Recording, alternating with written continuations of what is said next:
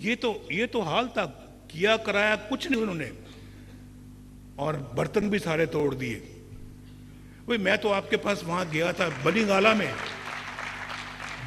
में गया था मैं कि आओ मेरे भाई, चलो मिलके मुल्क की खिदमत करते हैं। और वहां पे 1 घंटा मैंने आपके साथ बैठा, मैं वो 1 घंटा तो मैंने आपके साथ मीटिंग की, लेकिन वो आपने मुझे कहा जी हाँ जी बिल्कुल ठीक बिल्कुल ठीक। उसके बाद आप लंदन चले गए और धरने का प्रोग्राम बना के आप वापस आ गए, और यहाँ पे पाकिस्तान में आपने धरना शुरू कर दिया।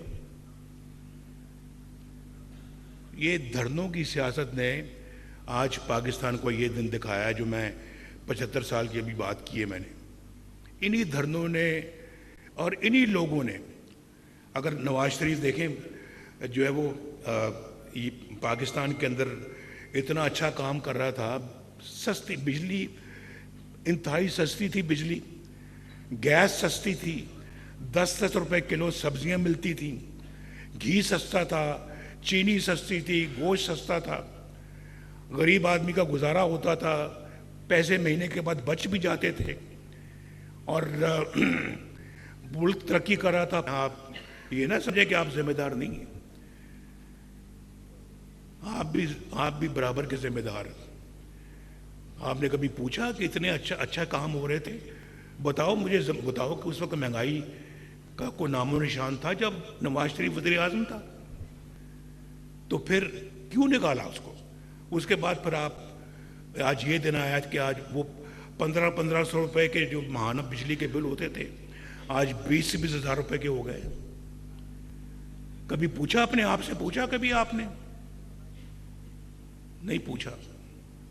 बस इसी बात का अफसोस है कि अगर आप इन चीज़ों का नोटिस नहीं लेंगे तो फिर पाकिस्तान के हालात खुदा न खास्ता इसी तरह के रहेंगे। वो जज फैसला दे के कहाँ चले गए हैं? पूछा कभी किसी ने उनको कि आज जरा आओ भी बैठो यहाँ पे, आप बताएं कि आपने एक मुंतखब वज़ीर आज़म को, 25 करोड़ के अवाम के वज़ीर आज़म को आपने कैसे निकाल दिया? कैसे निकाल दिया? और इस प्रिटेक्स्ट पे निकाला कि उसने बेटे से तनख्वाह वसूल नहीं की। खुददार कौमें जो होती हैं, गैरतमंद कौमें जो होती हैं, वो ये सवालात पूछती भी हैं, उनके जवाबात हासिल करके रहती हैं। थोड़ा सा इस बात का मुझे अफसोस है, और अफसोस रहेगा और रहना भी चाहिए कि एक शख्स जो अपना पाकिस्तान के लिए इतना दिन रात काम कर रहा था, तामीर कर रहा था इस मुल्क की, उस बंदे के साथ ऐसा सलूक किया तो क्यों किया?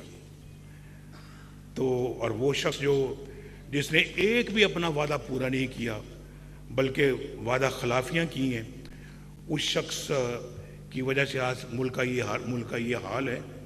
और मैं तो समझता हूँ कि रियासत एक माँ होती है, माँ, और फिर माँ को अपने बच्चों की बड़ी फिक्र होती है, और बच्चे अगर उनकी सर पे छत ना हो, वो बेचारे इस तरह से बच्चे घूम फिर रहे हों और बगैर छत के घूम फिर रहे हों, कोई सहारा ना हो, कोई पूछने वाला ना हो, तो फिर क्या माँ को फिक्र नहीं होगी? क्या माँ चैन से जी सकेगी? उसको सुख का सांस आएगा? मैं तो इस तरह देखता हूँ अपने मुल्क कौम को और अपनी रियासत को।